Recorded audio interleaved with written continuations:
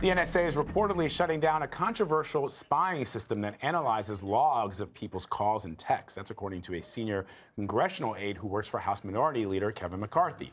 Luke Murray told the Lawfare podcast that the agency has not used the system in months. It began under President George W. Bush following the September 11 terror attacks in New York City. The administration used it to track suspected terrorists, but its existence didn't become public until 2013, and that's when intelligence contractor Edward Snowden revealed it. We all remember that. The program's legal authority is set to expire at the end of the year, and the Trump administration might not ask to renew it. So CNET senior producer Dan Patterson joins us now to talk a little bit about this. Okay, so what can you tell us about the function of this program and, how it identified targets? Put yourself in the days and weeks after the September 11th, 2001 terrorist attacks, and imagine you are a government official in charge of national security. What the Bush administration argued was that, hey, we need to gather the metadata, meaning not the contents of your phone call or your text message, but that you called Vlad at a certain time and Vlad called you back, and the other people, the other links, the other social connections that you made at the time. What the Bush administration and then later the Obama administration argued was that we are using this program to look for connections between known terrorists outside of the United States.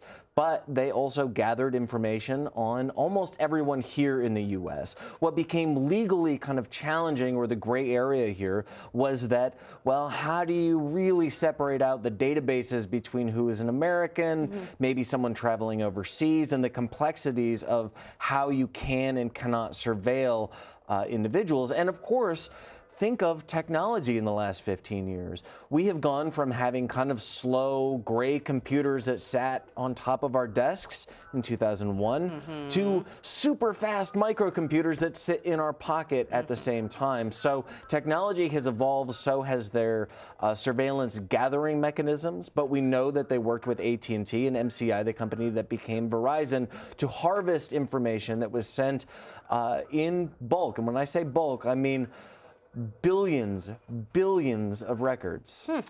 So this congressional aide, Luke Murray, Dan, says the program hasn't been active for months. And part of me thinks, okay, this was problematic from a perspective of infringing on people's privacy and their rights to be private.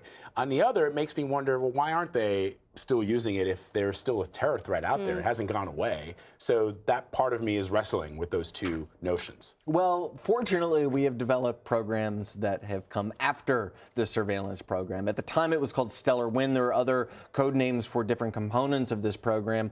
But what they've said is that since 2015, we have sunset various parts of the surveillance gathering and analysis program. And it just so happens that other surveillance gathering apparatus have established themselves. Now, we've also kind of pivoted into the state of what many people call, in the privacy community, call surveillance capitalism, where, well, we have all these social networks like Facebook and Twitter. We also have mobile phones that are connected to data networks, and there are simply different reasons to gather information and look for different types of connections.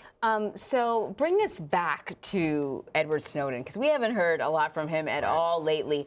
But at the time, it was sort of a huge bombshell that he had revealed this information. Why did he reveal it? What was ultimately the fallout? Well, Snowden said that, and let's remember, he didn't work for the NSA. He was a contractor for Booz Allen Hamilton, but he had pretty high-level access. So what he did is harvest a bunch of the data that the NSA had. He ran search algorithms within the NSA's own databases, downloaded this information, and then fled the country. And the argument he made, and that many privacy advocates made at the time, was that, look, if you're going to do this, Americans have the right to know that you're doing this.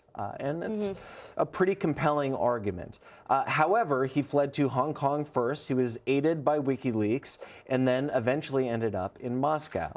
So the Snowden story becomes complicated by what we've seen since 2016, which is a very nuanced relationship between the United States, Russia, and WikiLeaks, as well as Moscow's own political ambitions using kind of big data hacking and harvesting methods in the 2016 presidential election.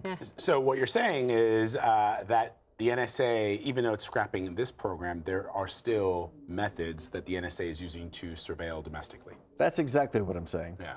All right. I'm sure that those programs will certainly be challenged as this past one has as well. Dan, really great to have you. Thanks for shedding light on it.